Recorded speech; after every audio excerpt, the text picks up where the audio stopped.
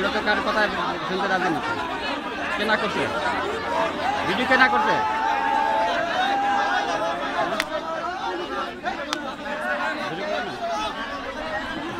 ঘোষণাটা খালি ঘোষণাটা দিয়ে দিতে বলেন।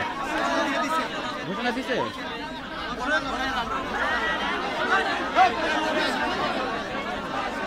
ঘোষণায় কি বলছে? ঘোষণায় কি বলছে? 7 দিন সময় নিয়েছে, 7 দিন। আপনাদের সমন্বয়কের সাথে কথা বলবেন।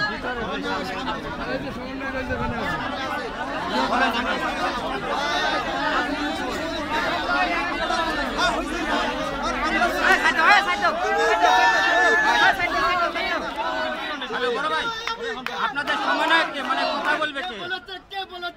আপনাদের কথা বলতেছেন কি? আমরা একটু বক্তব্য নিব।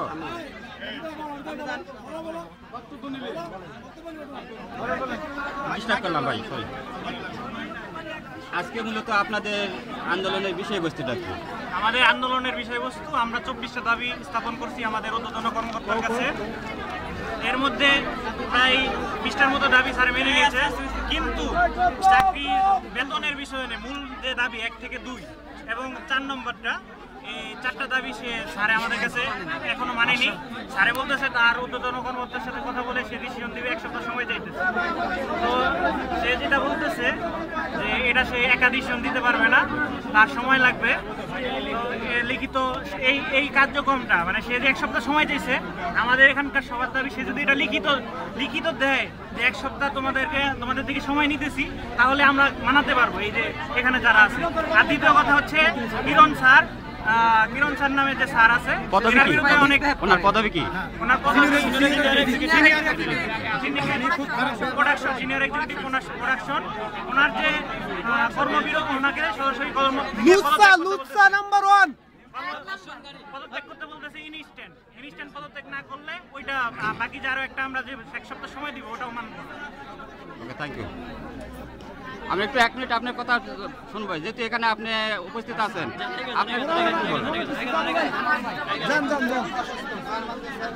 আজকের এই আন্দোলনের মূলত বর্তমান পরিস্থিতিটা কি? বর্তমানে আপনি কতটুকু অগ্রসর হয়েছেন সমাজতার ক্ষেত্রে? ম্যানেজমেন্ট এবং শ্রমিক নেতৃবৃন্দ যাই বসছিলেন, বসে তারা একটা আলোচনা করছে। মোটামুটি ম্যাক্সিমামই মেনে নিয়েছে যারা ছাত্রীদের সমাজ বিষয় তাদের দাবি দেওয়া বিষয়টা কর্তৃপক্ষের সাথে মালিকের সঙ্গে কথা বলে তারা সমাধান করার আশ্বাস করছে। এনারাও মেনে নিছে, আপাতত আর কোনো সমস্যা নেই। তাহলে এখন কি আজকের মতো এই সমাজতা বৈঠক বা শ্রমিকদের আন্দোলন আজকের মতো কি এখানে স্থগিত করতেছেন? না, আন্দোলন তো এখন তারা কর্মে যাবে, আগামীকালকে যাবে, আজকেও যেতে পারবে। আন্দোলন কি ধারাবাহিকভাবে চলতে থাকবে? না, চলবে না, আন্দোলন স্থগিত হবে পরে আবার। Thank you.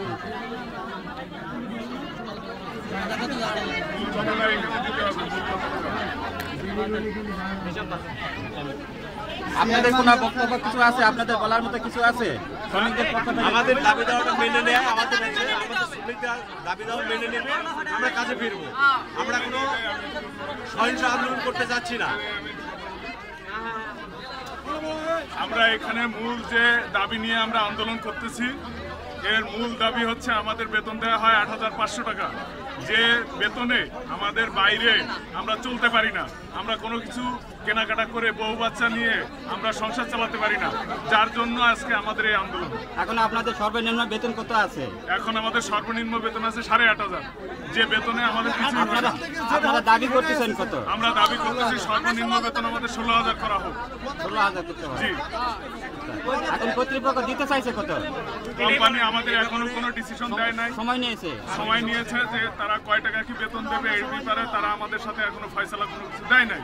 আমাদের কাছে তারা 1 সপ্তাহ সময় চেয়েছে, সেটাও আমরা এখনো ফাইনাল কোনো কিছু আমরা তাদেরকে বলিনি। এখন আমরা আরো সবাইকে নিয়ে আলাপ আলোচনা করে বসে এরপরে আমরা লিখিত চাই যে তারা আমাদের বেতন কয় টাকা দিবে এবং তারা আমাদের সাথে ফয়সালা। আপনাদের যে লিখিত চাইছেন, এটা আপনি কতটুকু আশা করেন যে 2-1 দিনের মধ্যে সে লিখিত পাবেন বা অথবা আরো 7 দিনের মধ্যে? আমাদের কাছে 7 দিনের সময় চাচ্ছে। এখন এটা তাহলে আপাতত 7 দিনের জন্য আপনারা কাজে যোগদান করতেছেন কিনা? আমাদের দাবি আজকে মেনে নেওয়া, আমাদের দাবি। Thank you.